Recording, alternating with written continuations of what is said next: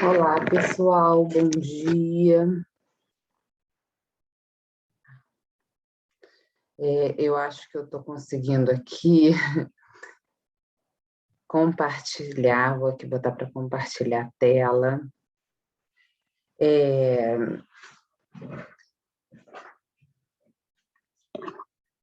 Bom dia aí a todos. Nossa aula normalmente é à noite, mas vocês sabem que essa semana houve um imprevisto e eu não pude lecionar para vocês na terça-feira à noite. Mas está tudo bem. Eu vou gravar essa aula, estou gravando aqui hoje, sábado de manhã, para vocês. Espero que vocês possam ver essa aula com atenção.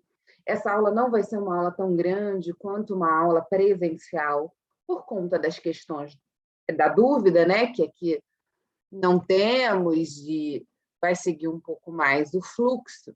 E também porque eu optei em não falar de todos os artigos específicos dos regimes de bens, que é o nosso tema de hoje, porque isso vai ser também o conteúdo do trabalho de vocês, porque a gente já fez um trabalhinho rápido de meio ponto, que foi aquele para conceituar famílias, tá ok? Quem estava nas aulas presenciais já recebeu o trabalho de volta, quase todo mundo tirou meio ponto, só não tirou meio ponto, tirou 0,3, quem, por exemplo, não fez nem o número mínimo de linhas, tá? Que eu botei de 20 a 30 linhas. E eu quero também, no trabalho que vocês vão fazer essa semana, né? Na nossa terça é feriado, então trabalha para entregar no dia 14. Observem também as diretrizes do trabalho.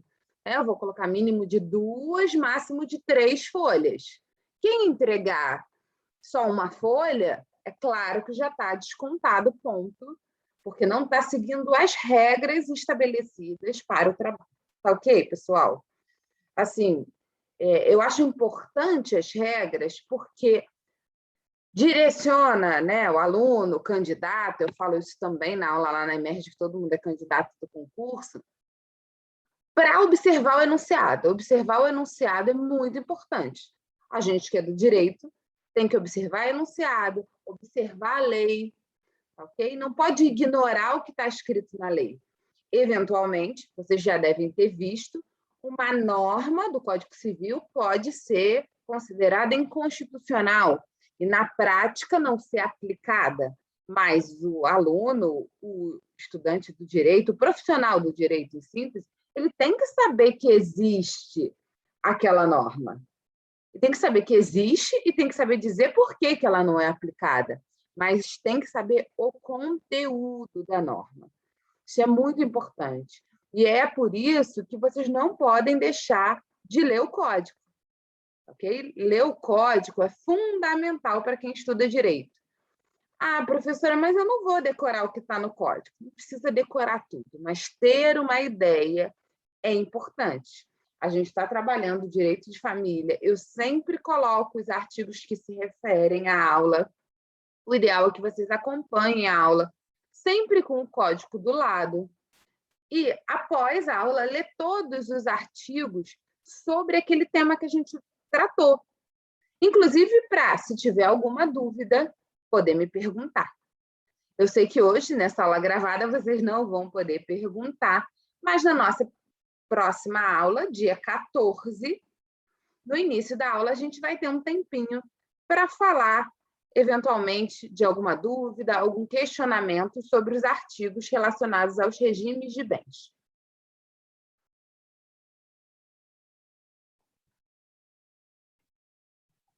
Ih, pessoal, congelou aqui. Isso. Então, hoje a gente vai estudar basicamente acerca dos efeitos patrimoniais do casamento, artigo 1639 a 1688. Veja, são muitos artigos, né? Quase 50 artigos aí. Vocês têm que ler, não tem jeito. É um pouquinho chato, a gente pode achar, mas estudante de direito não tem como fugir da leitura dos artigos. Inclusive, esse slide da aula de hoje, eu fiz ele um pouco diferente, porque como eu fiz um slide resumido, porque eu quero que vocês aprofundem no trabalho de grupo, a temática, eu não coloquei a transcrição dos artigos. Eu vou falar com vocês as regras gerais, alguns artigos mais importantes, mas eu entendo que a pesquisa por parte de vocês também é importante, e é importante até na fixação aí do conteúdo. Tá? Hoje a gente vai falar dos efeitos patrimoniais do casamento. Basicamente, está relacionado aos regimes de bens. Tá? Eu sei que a gente não tem o costume de falar em regime de bens, em dinheiro, no momento do casamento. A gente não pensa em nada disso, em geral, mas assim, deveria pensar na estrutura que se pretende para a família que está se iniciando. Alguns países têm esse costume maior, alguns jovens já normalmente que têm essa vivência de patrimônio, enfim, já costumam procurar um advogado especialista, como eu botei aqui, simbolizando o início do relacionamento, e quando a gente vê essa foto, muita gente acha que não, eles estão separando e já estão com um advogado ali para caso de separação. Não, eles estão fazendo uma consultoria sobre os regimes de bens para estabelecer pacto antinupcial e as regras patrimoniais daquele casamento. Tá ok? Essa é a ideia, porque, como eu falei, no momento da habilitação, o cartório deve esclarecer sobre os regimes de bens. Mas, muitas vezes, é claro que o cartório vai fazer um esclarecimento muito breve ali no balcão. O casal que achar que o regime legal não é o adequado para a vida deles, deve procurar, no mínimo, uma consultoria jurídica para melhor esclarecer a situação e verificar qual regime de bens é mais adequado ao ritmo de vida deles, ao patrimônio, tudo isso.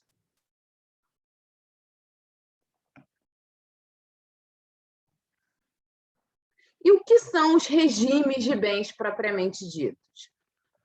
Regime de bens é o conjunto de regras aplicáveis à sociedade conjugal, consideradas sob o aspecto de seus interesses patrimoniais. É o estatuto das relações patrimoniais entre os cônjuges e entre eles e terceiros. Desse modo, a existência de um regime de bens é necessária, não podendo um casamento subsistir sem ele. Portanto, quando os cônjuges não exercem uma opção, a lei supre a vontade, regulando os interesses patrimoniais. Então, quando o casal não fala nada, no momento lá da habilitação, passa a vigorar o regime legal, regime supletivo, que é o regime da comunhão parcial de bens. Tá? O casal, como regra, pode escolher qualquer outro regime, mas se ele não faz nenhuma opção, passa a vigorar o regime legal, regime da comunhão parcial de bens. Tá ok? Isso acontece com o regime da comunhão parcial de bens, é o regime supletivo pós-77. Antes de 77, o regime supletivo era o regime da comunhão universal. Tá? Ah, professora, mas isso é muito antigo, a gente nunca vai trabalhar com o regime da comunhão universal. Não é não, pessoal, sempre tem que conversar. Outro dia, uma amiga que trabalha no CNJ, mas trabalha mais com a área criminal, me ligou e perguntou várias coisas sobre o divórcio dos pais dela, que estão se divorciando, né? É um casal já de idosos, está se divorciando. E aí eu falei um monte de coisa, porque eu pensei o quê? Comunhão parcial de bens. Aí falei, tem direito a isso, não tem direito a isso, né? Conversando com ela sobre o assunto. Eu desliguei o telefone e falei, esqueci de perguntar para a Paula quando que os pais dela se casaram. Porque se os pais dela se casaram antes de 77, é regime da comunhão universal. E dito e feito, liguei, amiga, os seus pais se casaram em que ano? Aí ela, 75. Eu falei, apaga tudo que eu falei anteriormente, a gente tem que pensar nas regras da comunhão universal. Então, tem que ter atenção a respeito do regime que vai ser aplicado de forma supletiva.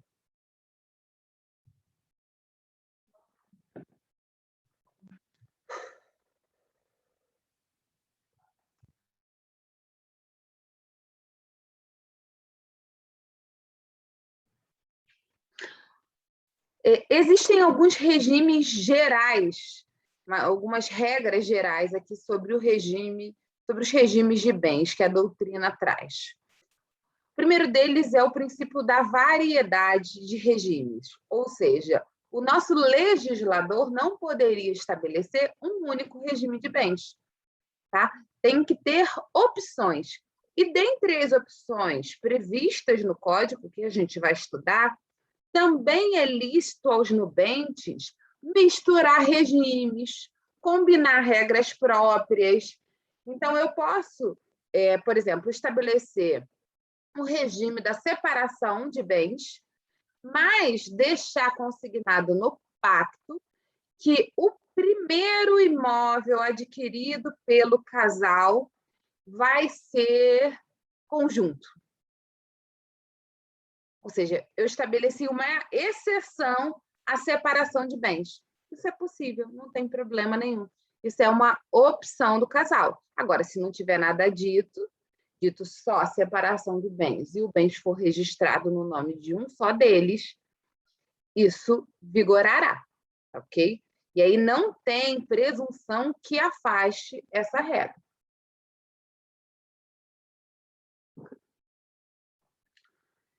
O segundo princípio é o princípio da liberdade de estipulação, artigo 1639. É lícito aos nubentes, antes da celebração do casamento, estipular, quanto aos seus bens, o que lhes aprouver. E a gente vai ver que essa é uma regra que se excepciona, vamos dizer assim, os casos que o regime é imposto. É claro que eu posso escolher qualquer regime, mas existem umas hipóteses na lei de separação obrigatória, por exemplo. Se eu me caso com 80 anos, é uma das hipóteses do regime da separação obrigatória. E aqui eu fiz a combinação com o artigo 1655, que fala: é nula a convenção ou cláusula que contravenha disposição absoluta de lei. E qual é o exemplo de disposição contrária à lei que a doutrina aponta? Por exemplo, um pacto que diga que se estabelece o regime, da comunhão universal, mas que o cônjuge não vai ser herdeiro em nenhuma hipótese, porque o direito de herança é um direito garantido constitucionalmente. E se entende que afastar direito hereditário é norma nula. Então, no pacto pré-nupcial, você pode estabelecer regras relativas ao regime de bens, que vigorará durante o casamento. Não pode estabelecer regra afastando alguém do direito hereditário. Vocês vão estudar no próximo semestre que o direito das sucessões é um direito bem rígido, né? Porque você tem metade da sua herança, você pode deixar para quem quiser, e metade é dos herdeiros necessários. E o cônjuge e o companheiro são herdeiros necessários. Então, eles não podem ser afastados da sucessão, salvo casos específicos de indignidade ou deserdação. Mas são regras próprias que vocês vão estudar no próximo semestre. Tá ok? Essa observação que eu já falei para vocês é permitido aos nubentes estabelecer novos modelos, criando um regime de bens próprio e particularizado, como bem lhes aprouver. Então, um casal com muitos bens que queira estabelecer um regime todo específico, dizendo tal bem, eu tenho 30%, ela tem 70%, e essa empresa eu vou administrar sozinho, mas aquela, ela que vai administrar, também pode. Isso tem que estar tudo pactuado, ok? Bem estabelecido. É claro que aí seria, no mínimo, recomendável uma consultoria jurídica para estabelecer esse novo regime aí híbrido.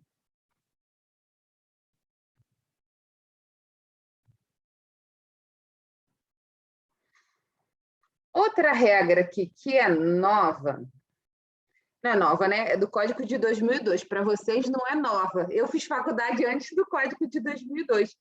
Então, na verdade, no finalzinho da faculdade estava entrando em vigor o código, então tinha muitas novidades e muitas matérias a gente estudou pelo Código de 16, é esse princípio da mutabilidade do regime fixado. Porque antes, no Código de 16, o princípio era da imutabilidade do regime fixado. Então, o que acontecia? Se o casal estabelecesse certo regime de bens no momento do casamento, nunca mais podia mudar. Inclusive, a gente brincava que a mudar o regime de bens tem que divorciar e casar de novo, para estabelecer novo estatuto patrimonial entre os cônjuges. Agora, não mais isso vigora. Vejamos o artigo 1639, eu já li o caput com vocês, parágrafo 1º. O regime de bens entre os cônjuges começa a figurar desde a data do casamento. É fato. E segundo, é admissível a alteração do regime de bens mediante autorização judicial em pedido motivado de ambos os cônjuges, apurada a procedência das razões invocadas e ressalvados os direitos de terceiros. Então, atualmente, é possível a alteração do regime de bens, ok? Você casou agora, daqui a 2 anos, quer mudar o regime de bens? Pode. Tem que ser um pedido judicial, né? E vai proteger o direito de terceiros. Alguém que comprou um imóvel, que se a pessoa era casada por um regime que não exigia assinatura, ok? Isso tudo vai ser analisado na hora do pedido de alteração do regime de bens. O artigo fala em pedido motivado. A doutrina muito discutiu sobre isso, mas pacificou que a questão é de escolha, tá? Que a motivação pode ser uma motivação simples, desde que não prejudique terceiros. Enunciado 113 do CJF. É admissível a alteração do regime de bens entre os cônjuges quando, então, o pedido devidamente motivado e assinado por ambos os cônjuges, tem que ter concordância, óbvio, será objeto de autorização judicial, com ressalva dos direitos de terceiros, inclusive dos entes públicos, após perquisição de dívida de qualquer natureza, exigida ampla publicidade. Ok? Eu não sei se vocês já trabalharam com a professora Fernanda, né? Fernanda que deu as outras partes do direito civil com vocês, os enunciados do CJF. O que é CJF? É Conselho da Justiça Federal. Lá no CNJ, se organiza normalmente uma espécie de congresso do Conselho da Justiça Federal, em que alguns doutrinadores propõem enunciado, essas questões são debatidas e saem esses enunciados. Então, se vocês procurarem enunciados do Conselho da Justiça Federal, Jornada de Direito Civil, vocês encontram esses enunciados, tá ok? Não sei se vocês já utilizaram em outras partes do direito civil esses enunciados. Não é só direito civil, não, é porque eu, né, por conta de ser minha matéria, normalmente me atualizo das jornadas de direito civil. Mas eu sei que tem jornada de direito empresarial, tem jornadas de muitas áreas, tá ok? E esses enunciados são referências para a doutrina, às vezes o posicionamento do enunciado é cobrado em concurso público, então é importante saber.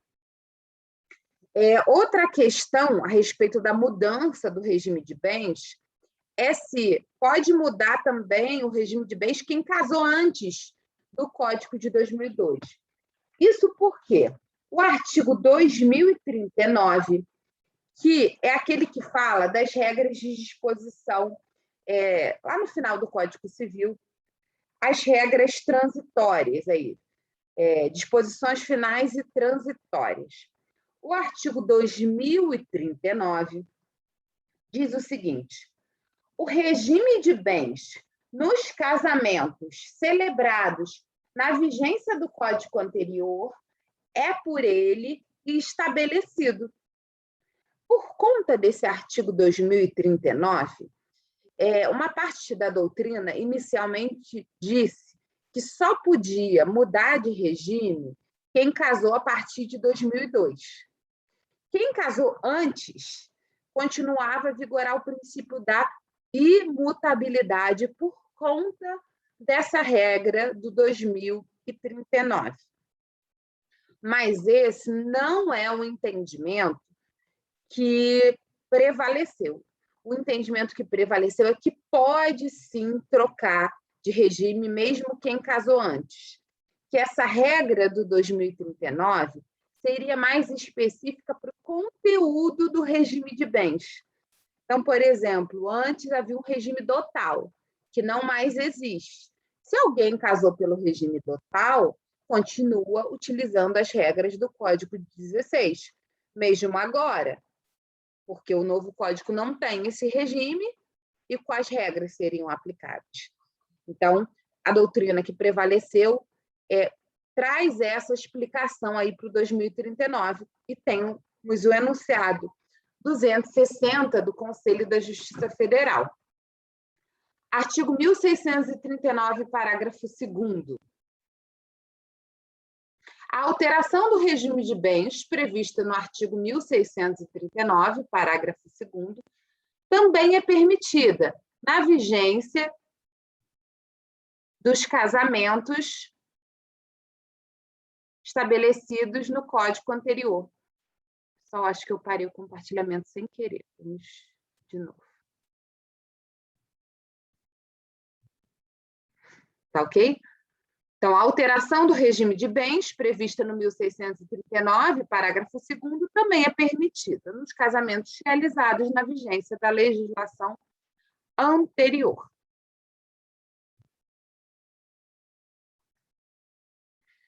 E aí, um julgado aqui do STJ apresenta-se razoável em caso não considerar o artigo 2039 como óbice a aplicação da norma geral constante no 1639, parágrafo 2º, concernente à alteração incidental do regime de bens nos casamentos ocorridos sob a égide do Código de 16, desde que ressalvados os direitos de terceiros e apuradas as razões invocadas pelos cônjuges para tal pedido, não havendo que se falar em retroatividade legal, vedada nos termos do artigo 5º da Constituição, mas, ao revés, nos termos do artigo 2035, em aplicação de norma geral, com efeitos imediatos.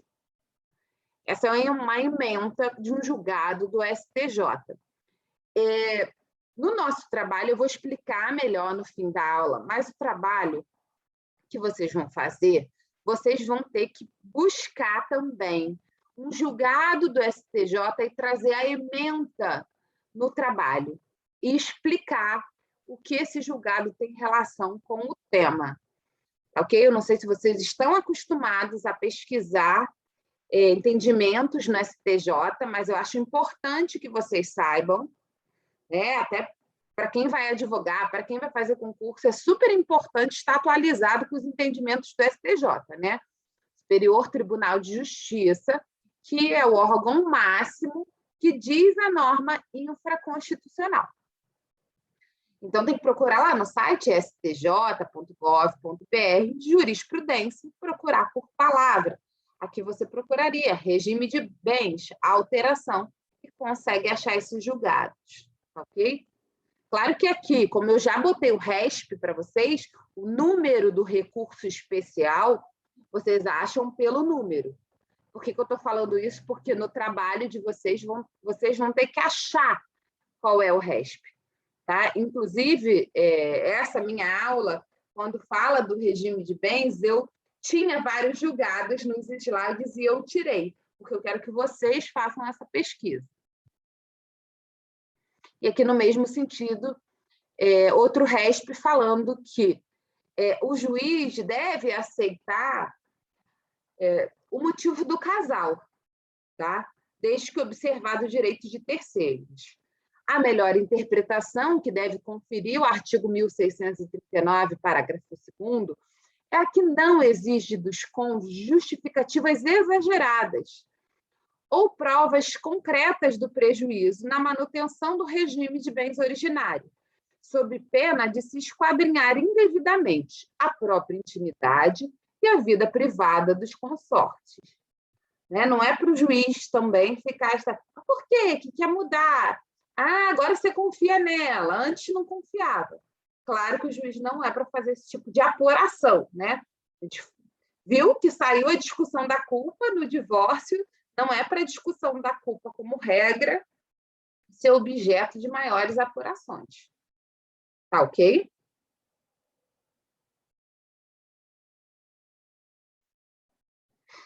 Regime legal e regime convencional. Regime legal é o estabelecido pela lei, é quase óbvio. E regime convencional é aquele estipulado pelas partes, através do pacto antinupcial. Artigo 1640.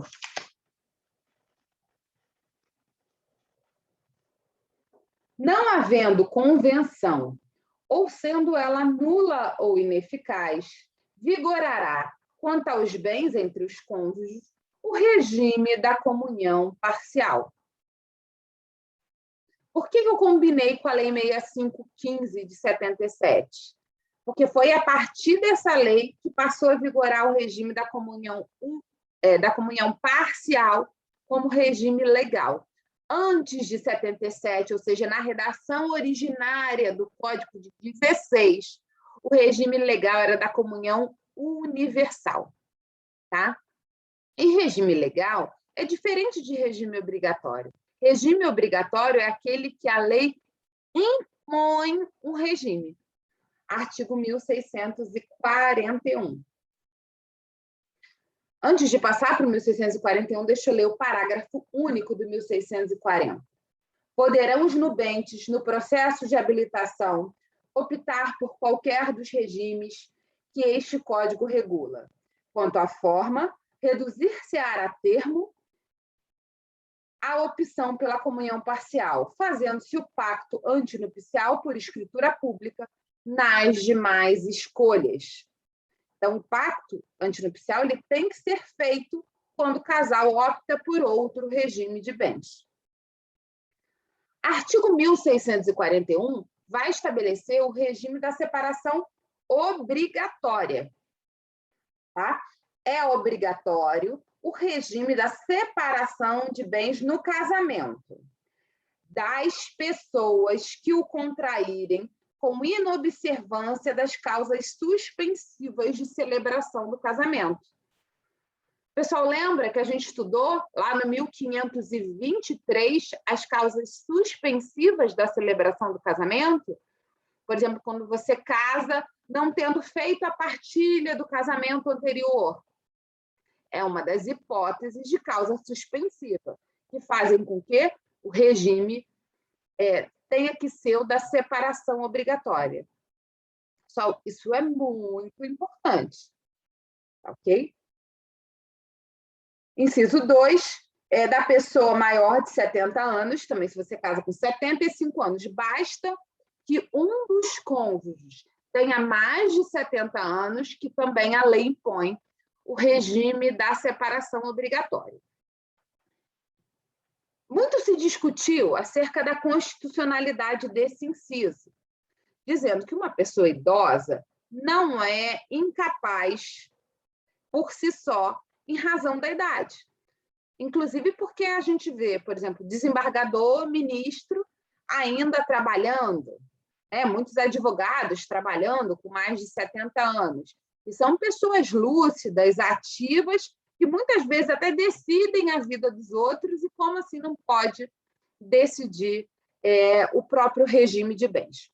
Então, tiveram ações questionando a constitucionalidade desse artigo e não foi declarado inconstitucional. A única coisa é que, na redação original do Código de 2002, falava 60 anos.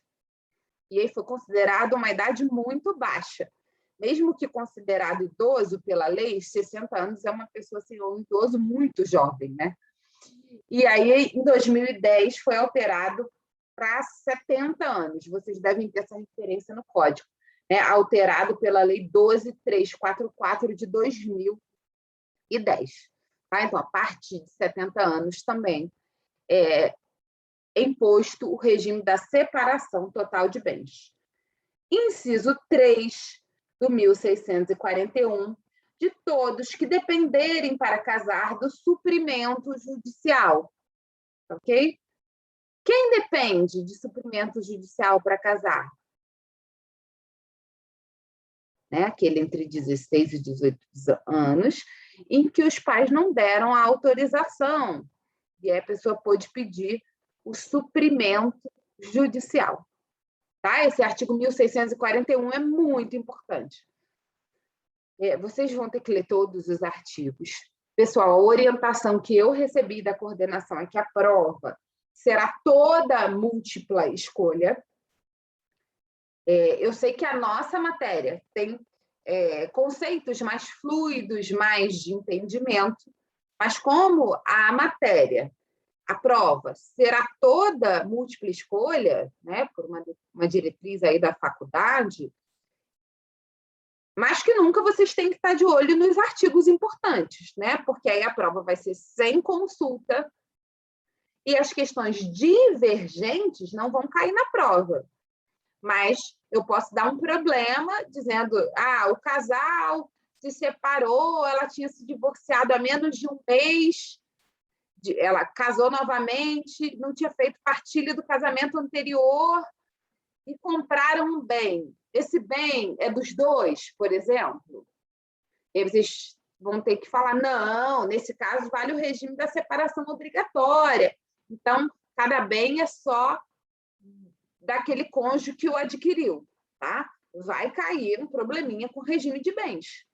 Tá? Isso é certo, é parte da nossa matéria. Eu vou ter que fazer para vocês já aí 16 questões, para cada questão se valer meio ponto. Claro que vai cair, inclusive, mais de uma questão sobre regime de bens. Regime convencional é aquele estipulado pelas partes através do pacto antinupcial. O pacto antinupcial em si, ele é tratado nos artigos 1653 a 1657. 1653 é nulo o pacto antinupcial se não for feito por escritura pública e ineficaz se não lhe seguir o casamento. Então, vamos imaginar uma hipótese que o casal fez o pacto, fez a escritura pública e, por um motivo que a gente não sabe dizer, desistência, arrependimento, porque aconteceu um acidente, eles não se casaram. Se eles não se casaram, esse pacto não passou a produzir efeitos. Tá ok? Tá? Essa é a ideia de eficácia somente após o casamento. Então, o pacto antinupcial é um contrato solene realizado antes do casamento, por meio do qual as partes dispõem sobre o regime de bens que vigorará entre elas durante o matrimônio. É uma regra do nosso Código Civil. Artigo 1654. A eficácia do pacto antinupcial, realizado por menor, fica condicionada à aprovação de seu representante legal, salvo hipótese de regime obrigatório de separação de bens, que nesse caso não vale o pacto pré-nupcial.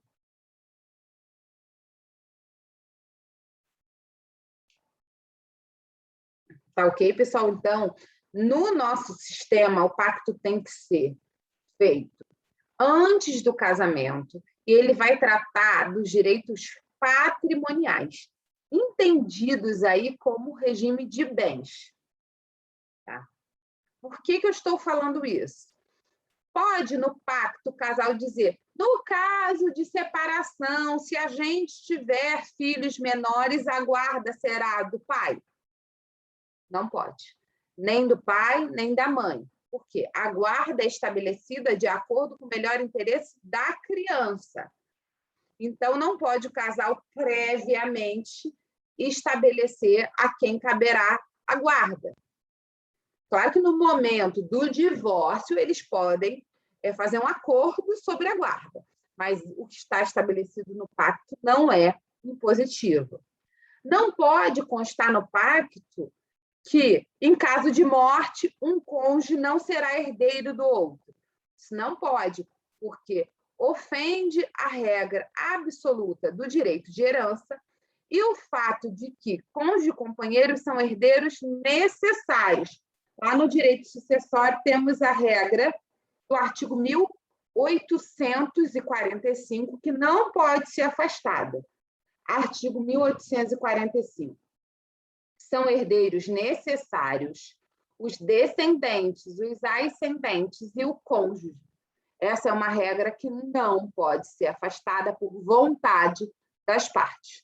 Tá ok?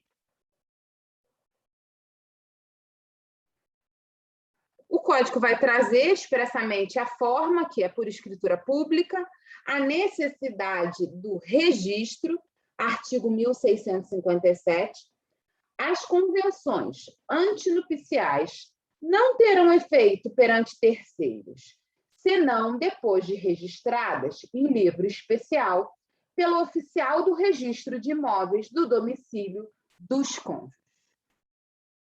E uma observação aqui importante, não sei se vocês já estudaram direito empresarial, se o casal é empresário ou um deles é empresário, também tem que registrar no órgão competente o regime de bens, porque isso pode alterar ou não a forma de gerir aquela sociedade. Tá ok, pessoal? Antes da gente passar para os regimes de bens propriamente ditos, assim, para cada um dos regimes de bens, que eu só vou dar uma pincelada com vocês, que eu quero que vocês aprofundem no nosso trabalho em grupo. E eu sei que tem ainda muitas pessoas que estão com muita restrição em razão da pandemia, mas no trabalho em grupo vocês podem também marcar uma reunião online, né? Pelo Teams, pelo Zoom, uma videochamada coletiva, para vocês debaterem algumas questões do trabalho, tá ok? Mas antes disso, um artigo muito, muito, muito mega power importante, vai cair na prova, ok? Porque vai cair na prova de vocês agora, vai cair, pode cair na OAB, que já caiu milhões de vezes na prova da OAB, já caiu na prova da defensoria, já caiu na prova da magistratura, ok? É esse artigo 1647. Então, vamos focar aqui.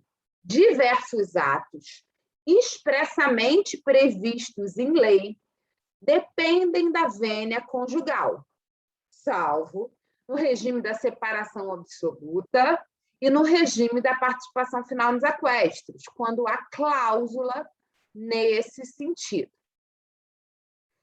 Então, os outros regimes, vigora a regra do 1647.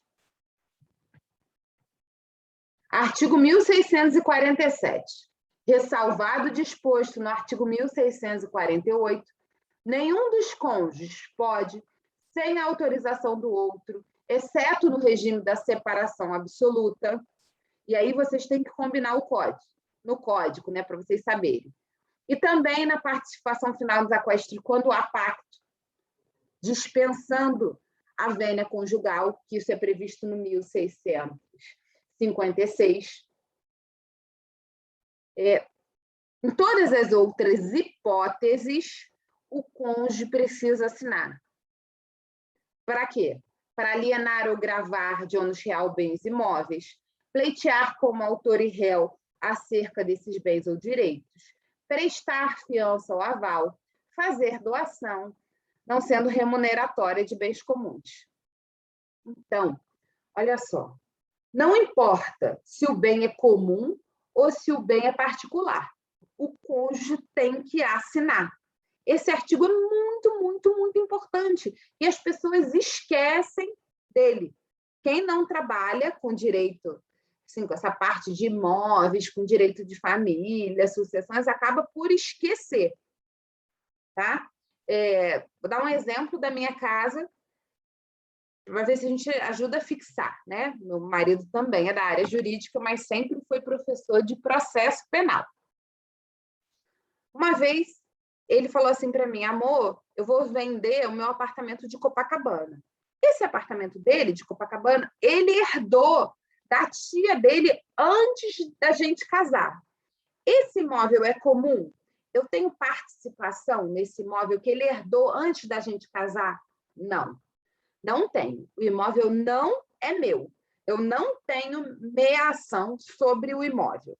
Se a gente se divorciar, esse imóvel, que é dele, vai continuar sendo só dele.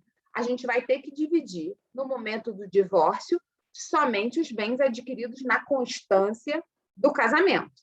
Porque eu sou casada pelo regime legal, regime da comunhão parcial de bens. Ok? Então, esse imóvel que ele tem em Copacabana, que é um bem particular, uma vez, né, há um tempo, ele falou assim, vou vender. Eu falei, não vai, não concordo.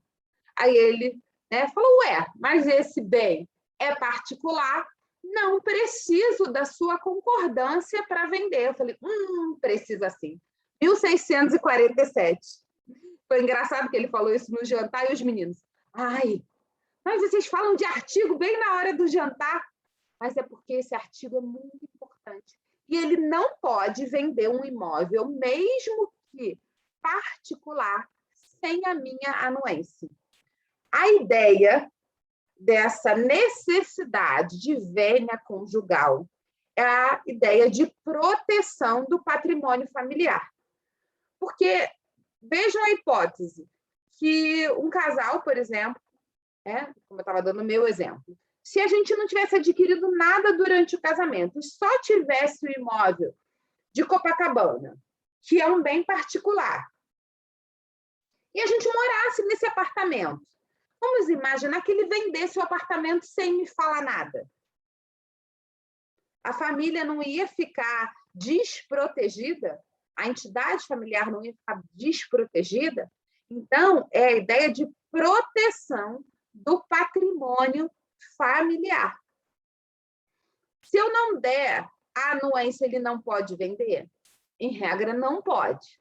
Ele pode pedir o suprimento judicial, e aí ele tem que justificar. Ela não quer vender só de implicância, mas a gente tem mais patrimônio. A gente não vai ficar desguarnecido. E aí diz expressamente abaixo. Artigo 1648. Cabe ao juiz, nos casos do artigo antecedente, suprir a outorga, quando um dos cônjuges a denegar sem motivo justo, ou lhe seja impossível concedê-la. O cônjuge está ausente, está viajando, enfim, aí tem que pedir a autorização judicial. Então, independente do bem ser comum ou particular, quando a pessoa é casada, como regra, ela tem que ter autorização do outro para vender esse imóvel. Alienar, gravar, inciso 1. Também prestar fiança ou aval. Então, se, por exemplo, o meu irmão fala, poxa, vou alugar um imóvel, precisava que você fosse minha fiadora. Eu posso ser fiadora do meu irmão? Posso. Mas quem tem que concordar? O meu marido. Porque também é um ato que depende da vênia conjugal. Ok? Então, eu tenho que falar, olha, eu tenho que ver com o meu marido se ele concorda da gente ser fiador. Senão, não pode ser. Ok? É um ato que depende da concordância do outro cônjuge. Ser fiador é horrível, tá, pessoal? Porque o locatário não perde imóvel, o fiador pode vir a perder. Ok? Então, alguém na família pedir para ser fiador, você já fala isso. Não posso, sem autorização do meu marido, vou conversar com ele. ok? Mas não pode mesmo, artigo 1647, inciso 3. Além das hipóteses do 1647, também é necessária a vênia conjugal para celebrar contrato de locação de imóvel urbano por período igual a superior a 10 anos. Normalmente, a gente faz contratos de locação por 30 meses. É uma regra lá da 8245. Mas não é obrigado, você pode estabelecer o prazo que você quiser. E se você quiser fazer um aluguel muito longo, né, prazo superior, igual ou superior a 10 anos, também precisa da autorização do cônjuge, tá?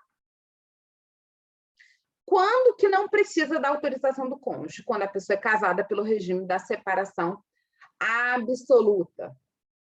E, na hipótese de ter casado no regime da participação final dos aquestos, se tiver uma cláusula específica dispensando essa autorização.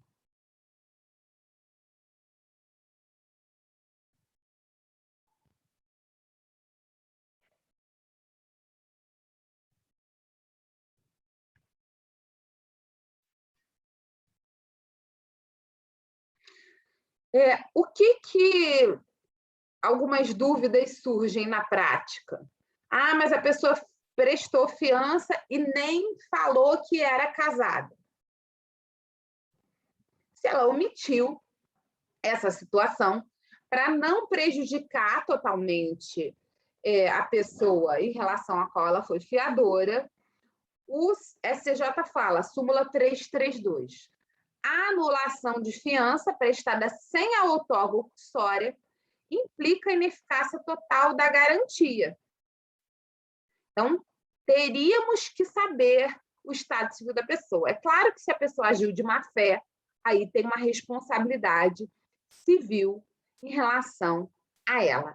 Esse tema ainda é bastante divergente, tá? Porque quem vai ficar desprotegido é quem pediu o fiador ou o credor daquela situação? Vai haver ou não responsabilidade civil? Então, sem aprofundar essa discussão das consequências, eu quero que vocês saibam quais são as hipóteses em que precisa da vênia conjugal. Ok? Vai cair na prova. Muitas coisas vão cair na prova, né? 16 questões, mas atos que dependem do consentimento conjugal, com certeza é um deles. Possivelmente até com uma historinha, né? João e Maria, casados, e ele com 75 anos, precisa ou não da vênia conjugal, no caso dele vender um imóvel particular dele. E aí vai ter as opções. Esse artigo é muito importante. 1647. E tem que combinar o 1647 com 1656, que fala dessa hipótese de dispensa da outorga uxória na participação final dos aquestos, quando há uma cláusula específica nesse sentido. Ok? Então, além de escolher o regime da participação final dos aquestos, o casal teria que ter posto uma disposição específica dispensando a outorga uxória. Ok? E os regimes de bens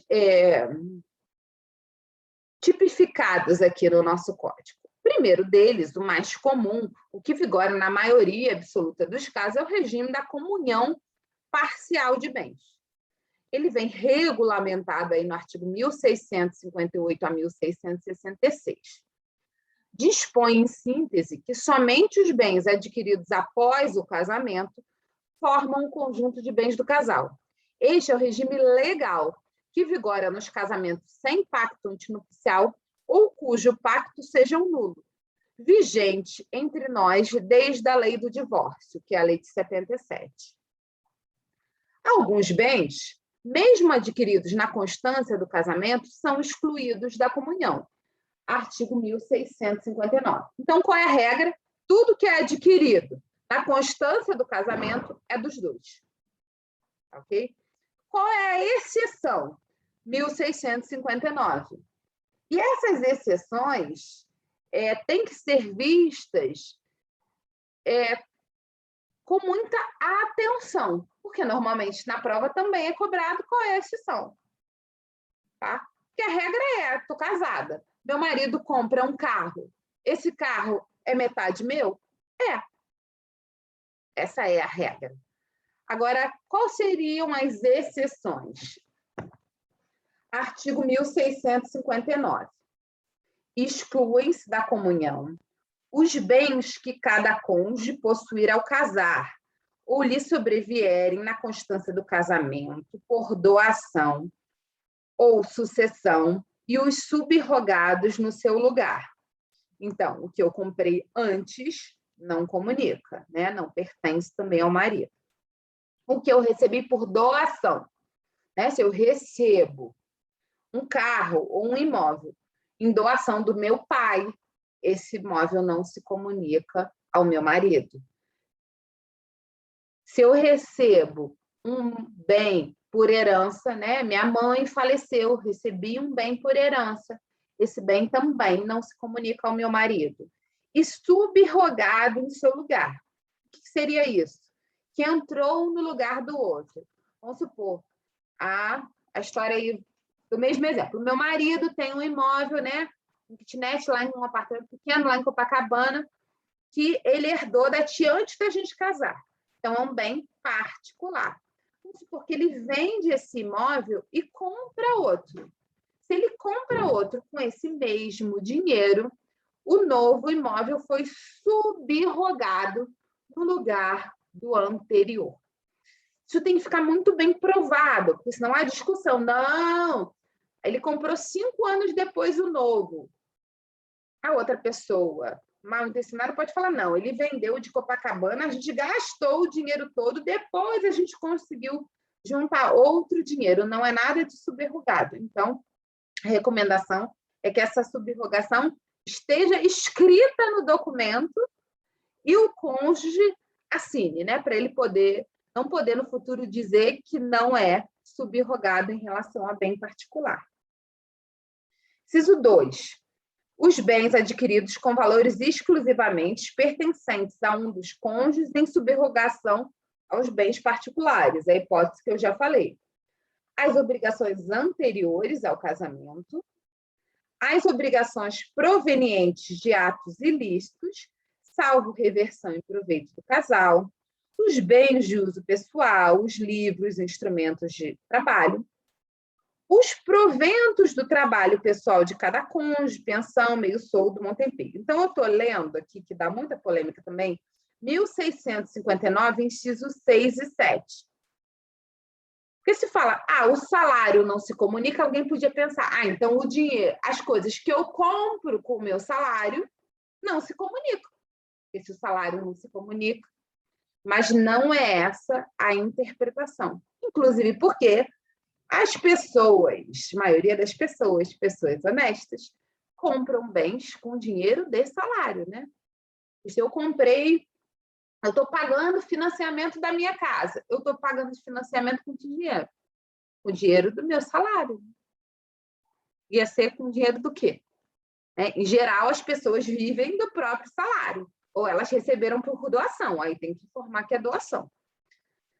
Então, quando eu compro um bem com o dinheiro do meu salário, esse bem passa a se comunicar. Professor, então é melhor, com o dinheiro do meu salário, eu não comprar nada, guardar tudo, para não ter que dividir em caso de divórcio. Isso não adianta, pessoal. O dinheiro que está na poupança é dividido e o saldo da conta também é dividido. Professor, então essa incomunicabilidade do salário, na verdade, não serve para nada. E qual é a interpretação que o STJ dá? É que salário só é considerado salário enquanto ele mantém o caráter alimentar. Quando ele está pagando ali as despesas do mês, vamos dizer assim. O que sobrou, se você botou na poupança ou se sobrou no saldo de conta, já passa a constituir patrimônio e é dividido. A melhor interpretação referente à incomunicabilidade dos salários, proventos e outras verbas similares, artigo 1668, 5, 1659, 6 e 7 do Código Civil, é aquela que fixa a separação patrimonial apenas durante o período em que ainda ela mantém a natureza alimentar, não desprezando a devida compatibilização dessa restrição com os deveres de mútua assistência. Claro que a pessoa não pode ganhar salário e não comprar comida para o outro cônjuge, né? Dever de mútua assistência, está lá entre os deveres dos cônjuges. Olha só, pessoal, esse julgado eu coloquei aqui porque ele é muito importante, igual 1659, que são as exceções. Nos outros regimes, e aqui também na comunhão parcial, eu não coloquei mais julgados. Por quê? Vou falar novamente no final. O trabalho que vocês vão fazer, vocês vão ter que procurar julgados do STJ relacionados ao regime de bens. Porque vocês, além de escrever, um representante de cada grupo vai ter que me dizer por que esse julgado é importante. O que ele pacificou de entendimento em relação ao regime de bens. Ok? E isso, essa pesquisa é importante. Quem tiver dificuldade na pesquisa, no link, né, vai pedindo ajuda para quem tenha mais prática, eventualmente pode me perguntar, mas é uma pesquisa simples e vocês vão ter que buscar alguma decisão importante no Superior Tribunal de Justiça acerca dos regimes de bens. Tá ok? Então, por isso que eu não vou aprofundar demais com vocês acerca dos regimes de bens, porque eu quero que vocês façam essa pesquisa também, tá? Vocês façam essa pesquisa, vocês digam o que vigora em relação ao regime de bens, né? E qual é a questão que chegou no STJ sobre o regime de bens. Né? Porque se a questão chegou no STJ é porque é polêmica, né? O juiz entendeu do direito, o desembargador entendeu do outro, tem teses para os dois lados, e o STJ pacificou ou não o entendimento. Tá? O segundo regime de bens que a gente tem no nosso código é o regime da comunhão universal de bens. Artigo 1667 a 1671. Estabelece a comunicação de todos os bens do casal, presentes e futuros, salvo algumas exceções. Então, a regra na comunhão de bens é o quê? Tudo se comunica. Tudo é dos dois. Bem recebido por herança, bem recebido por doação, o que você já tinha antes de casar, tudo passa a ser dos dois com o casamento. Mas tem exceção? Tem exceção. E aí eu destaco o artigo mais importante aqui da comunhão universal é o 1668, que traz as exceções, que são bens que mesmo na comunhão universal não se comunicam. Artigo 1668. São excluídos da comunhão os bens doados ou herdados com a cláusula de incomunicabilidade ou subrogados em seu lugar. Né? A hipótese um casal ser casado pela comunhão universal e um dos cônjuges receber um bem em doação com cláusula de incomunicabilidade, temos aí uma exceção. 2. Os bens gravados com fideicomisso e o direito do herdeiro fideicomissário antes de realizada a condição suspensiva.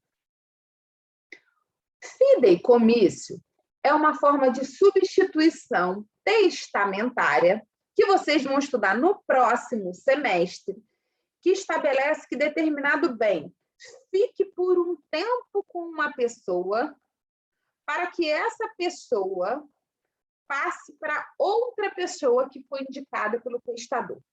Fideicomisso é um instituto que só existe na sucessão testamentária. Então, eu faço um testamento estabelecendo que o meu apartamento do Catete vai para o meu primeiro neto, Mas, enquanto ele não tiver nascido, quem vai ficar com esse bem é o meu irmão. Tá? Então, esse meu irmão vai ser o fiduciário que vai passar o bem ao fideicomissário para receber ao final. Tá? É importante que vocês tenham uma ideia do que é o fideicomisso, vocês vão estudar mais quando estudarem direito sucessório, mas a ideia de fideicomisso também traz uma exceção ao regime da comunhão universal de bens. Ah, professora, fideicomisso é muito difícil, não entendi. Então, primeiro vocês vão ler, estudando sobre essa aula. Quem ainda não tiver entendido na próxima aula, eu tento explicar novamente. Tá ok? Direito tem vários termos estranhos. A banca de concurso adora termo estranho. Eu falei para vocês do casamento num rupativo, uma coisa que sempre cai em concurso, nome esquisito, né? Que a gente tem que decorar o que é. Fideicomisso, outra coisa esquisita, que a gente pouco vê na prática e que adoram perguntar em concurso. Então, a gente tem que ir lembrando esses termos, tá ok? Né? E é bom puxar um assunto, né? Você sabe das outras turmas. Faz um bingo aí. Quem sabe o que é? Sabe explicar? Tá ok? Não desistam quando vejam um nome esquisito. Tem que procurar saber. Tá? Na próxima aula, eu vou tentar falar rapidamente de algumas dúvidas que possam ter aparecido. 3, também não se comunica, dívidas interiores ao casamento, salvo se proverem com as despesas com seus aprestos ou reverterem em proveito do casal. Aprestos, pessoal, são as despesas do próprio casamento. 4, doações antinupciais feitas por um dos cônjuges ao outro com cláusula de incomunicabilidade. E os bens referidos no 1659, que são as mesmas exceções lá da comunhão parcial de bens. Ok? Essas são as regras gerais aí.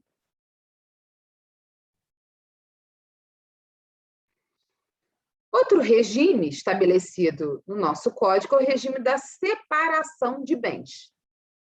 O regime da separação de bens, ele comporta 2 subespécies, que é a separação convencional, que você estabeleceu no pacto antinupcial, e a separação obrigatória, quando a lei impõe o regime da separação de bens. Qual é a regra do regime da separação?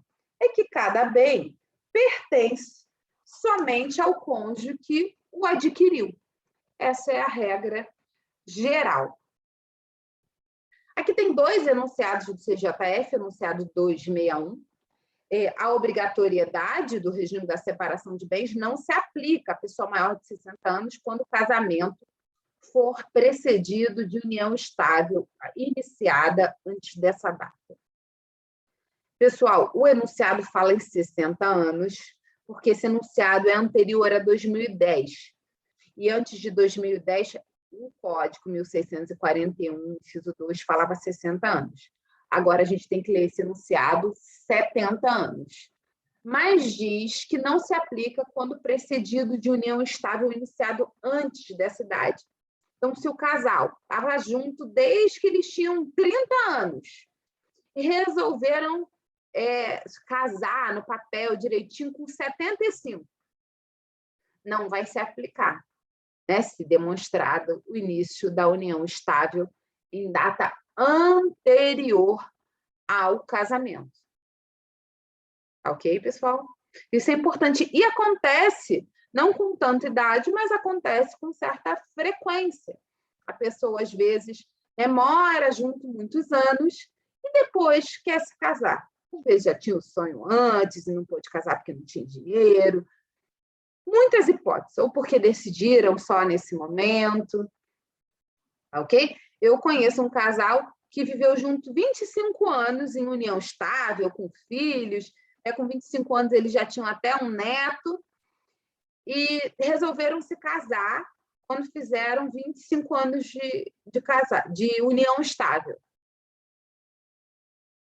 Nesse caso, se demonstrado que a união estável iniciou antes e o casamento foi depois dos 70 anos, não se aplica o regime da separação obrigatória.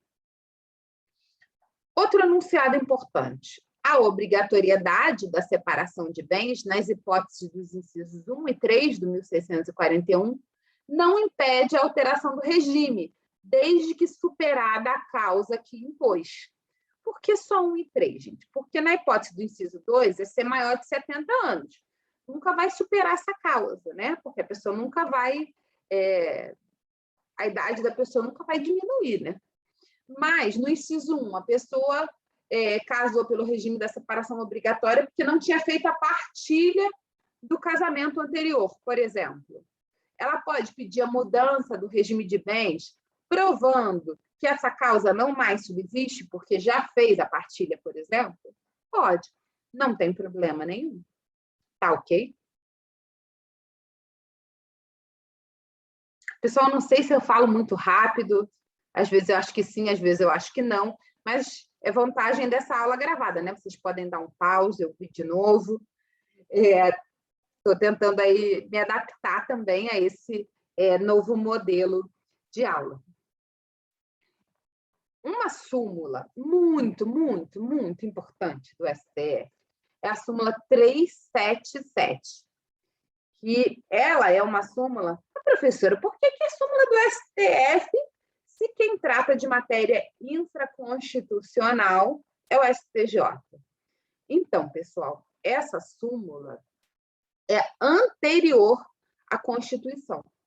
Então, antes da Constituição, o STF também tratava de matéria infraconstitucional. Ok? E aí a gente tem essa súmula que diz: no regime da separação legal de bens, os bens se comunicam, os adquiridos na constância do casamento. Oi, professor. Essa súmula meio que não transforma o regime da separação legal na comunhão parcial, porque na comunhão parcial, o que fala isso? Comunica-se os adquiridos na constância do casamento. Bem mais ou menos. E aí tem divergência. Essa súmula ainda se aplica? Entendimento majoritário que essa súmula ainda se aplica, mesmo sendo antiga. O entendimento majoritário é que ela só se aplica no regime da separação obrigatória, que é o regime previsto lá no 1641. Então, essa súmula não se aplica ao regime da separação convencional, só no regime da separação obrigatória, né? Coloquei alguns julgados aqui do STJ. Mesmo assim, professora, na separação obrigatória fica igualzinho à comunhão parcial? Isso não faz muito sentido. Não, a resposta é que não fica exatamente igual. É um entendimento que prevalece no STJ. Diz que, nesse caso, tem que provar o esforço comum. Incide a súmula 377, que, por sinal, não cogita do esforço comum, presumindo, nesse caso, o entendimento pretoriano. Então, há uma discussão se, nesse caso da separação obrigatória, teria que provar o esforço comum ou não. E aí, isso é um dos pontos que vocês podem pesquisar no trabalho, tá? Olha só, eu finalizo aqui essa exposição breve sobre o regime de bens. Por quê? Eu quero que vocês aprofundem um pouco mais o regime de bens, né? Isso é uma outra forma da gente estudar também, e uma forma da gente estudar que muitas vezes a gente até aprende mais a matéria do que só o professor ficar falando. Então, eu quero que vocês leiam o artigo 1639 a 1688. Ler todos esses artigos para a próxima aula. E quem tiver dúvida em algum artigo, deixa marcadinho no código, anota no caderno para não esquecer e me pergunta na próxima aula. Por quê? Já estava na minha programação trazer, né, seria na última terça-feira que eu não pude ir, a questão do trabalho, para que vocês tenham um tempo maior para fazer o trabalho. Esse trabalho em grupo é para entregar na próxima aula, que é dia 14, porque dia 7 de setembro é feriado. E no dia 21, que é a semana seguinte, já é a nossa prova, tá? Então, a gente ficou aí com a data bem justa, mas aproveitem aí o feriado, um pouquinho de descanso para elaborar o nosso trabalho. O valor do trabalho, 1,5 ponto, porque meio ponto já valeu aquele trabalho inicial. Grupo de até 5 pessoas. Vocês organizam os grupos e depois me entregam o trabalho com os nomes, lógico, das 5 pessoas que fazem parte do grupo. É até 5 pessoas, tá? Recomendo pelo menos 3, no máximo 5 pessoas. Não gostaria que ninguém fizesse o trabalho sozinho, tá? Ah, professora, mas eu gosto mais de fazer sozinha. Não pode. Tá? Igual o da escola, não pode. Sabe por quê, pessoal?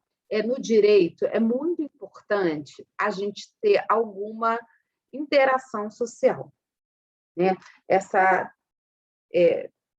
comunicação, a necessidade de se comunicar, de se organizar, é muito importante. É muito difícil um advogado que seja super técnico, super bom tecnicamente, saiba da matéria, saiba do julgado, mas que seja sozinha. Tenha dificuldade de comunicação. A gente tem que aprender a se comunicar, isso faz parte da formação do advogado. Então, trabalho em grupo, tá? De 3 a 5 pessoas. Vou escrever isso no slide que eu vou botar. 3 a 5 pessoas.